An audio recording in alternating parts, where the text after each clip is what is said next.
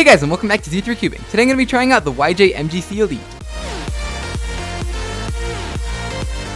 So today the Cubicle sent me over a new 3x3 speed cube from YJ called the MGC Elite. And I believe this is supposed to be like a kind of a mid-range 3x3 speed cube, high price to performance at $23. So let's go ahead and get into the puzzle here. I've never seen a cube wrapped in a brown paper bag, but I guess it makes good packaging material. So here we go.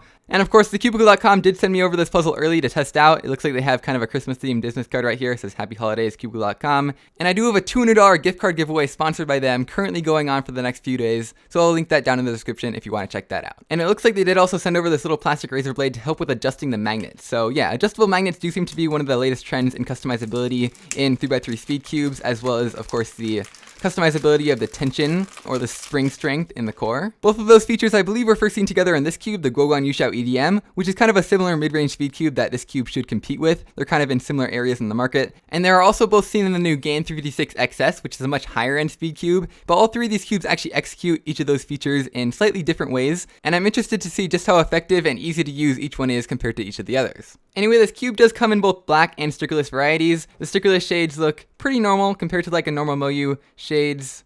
Maybe the red's a little bit lighter, but overall not too different. The cube does have a printed on logo, which I don't really like, and its size is 55.5 millimeters, which is the same as this cube here, the Weilong WRM from Moyu, and that's a tiny bit smaller than your standard 56 or 57 millimeter 3x3, but it's not really too noticeable, and honestly I like the smaller size a little bit better. Anyway, getting on to the turning, this is actually the third version of this particular model of 3x3, the YJ MGC. There was the original MGC, then the MGC V2, and now this is the MGC Elite. I've never actually tried either of the two previous versions, so I really have nothing to compare to, so instead let's go ahead and just start doing some first turns. Alright, so starting off, it is a very smooth puzzle. The turning is definitely kind of crunchy, like crispy I guess you would say. It is relatively fast right out of the box, and the pieces kind of have just like a solid feeling to them when you turn it. Like kind of just everything clunks into place. I don't know, there's kind of like this nice clackiness to it. Now I found right out of the box that this cube is fairly fast and not the easiest to control. It's a little bit kind of unstable. The pieces are kind of all over the place. And I think that does have to do with the spring setting, the elasticity setting that's currently in here. So let's go ahead and check that system out. So we have inside of here just the normal tensioning system with a screw, as well as the elasticity system with this little blue thing here. So I think we kind of grab onto this. You can probably do it with your fingers. Oh, and there we go. It's clicking up into different places until eventually it should reset back to the first position. So we have one position, 2, 3, 4, 5, 6, and then it resets. So 6 different positions. I believe there are actually numbers printed down on the plastic there to go 1 to 6. So 1 is the least compressed, that's what it was on originally, and 6 is the most compressed. So that'll give you the most springy and kind of controlled feeling to it. And 1, 2, 3. All right, let's try this out. Put that center cap back on, and all right, instantly I can feel it's definitely a lot more springy, like there's a lot more kind of resistance to pulling out each side. Yeah, that's definitely a lot more resistant, but it actually feels nicer, a little bit more controllable overall.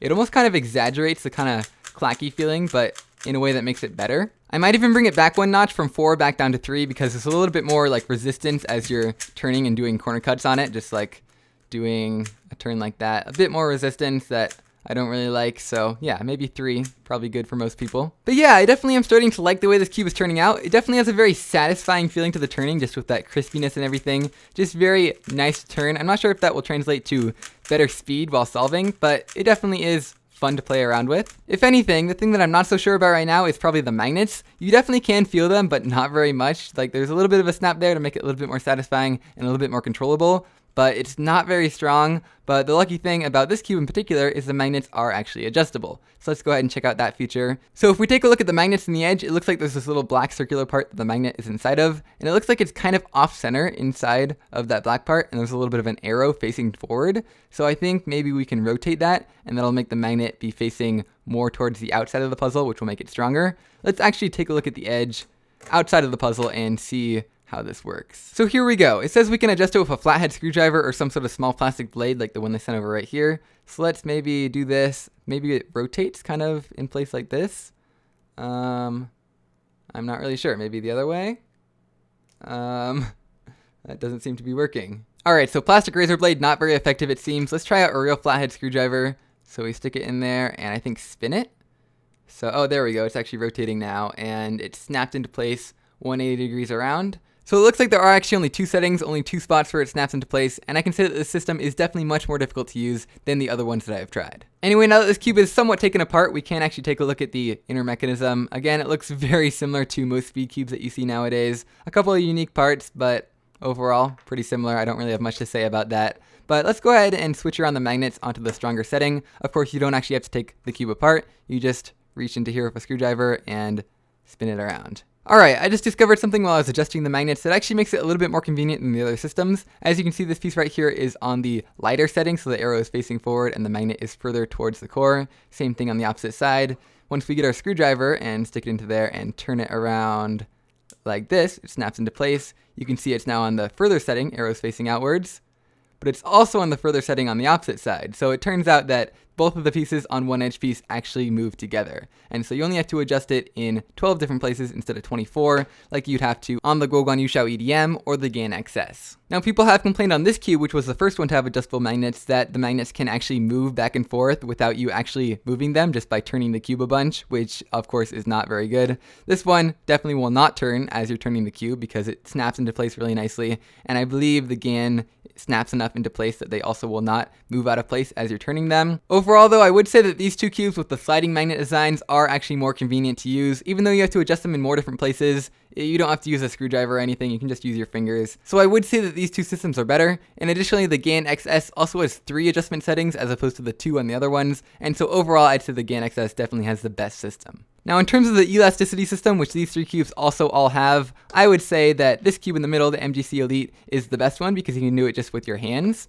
This cube, on the other hand, the GAN, as well as the Yushao EDM, both require you to have an extra tool to adjust the elasticity, although the GAN does allow you to adjust the tensions, just normal screw tensions, without using a screwdriver, which is unique. Overall though, I would say the MGC Elite is the best for adjusting tensions and elasticity, because all you need is a screwdriver and everyone can find one of those. Anyway, I forgot to actually try out the cube with the stronger magnets. Let's see how it turns.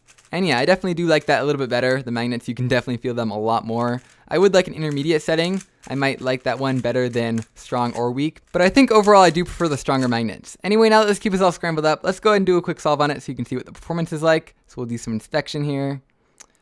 And 3, 2, 1, go.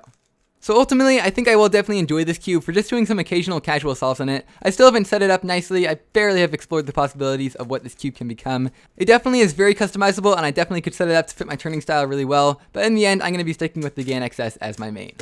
Now, like I said earlier, this cube seems to be meant as more of kind of a mid-range speed cube at $23, kind of like the Yushao EDM. So it definitely offers better performance and much more customizability than something like a $5 or $10 speed cube, but at the same time, it definitely doesn't reach the standard of something like a top-of-the-line $60 GAN XS or something like that. It's a very good value speed cube, and in terms of both performance and customizability, it is very similar to this cube right here. This one has more of kind of a buttery, smooth, just nice, gentle feeling to the turning, whereas this one is, like I said, more clacky, more springy.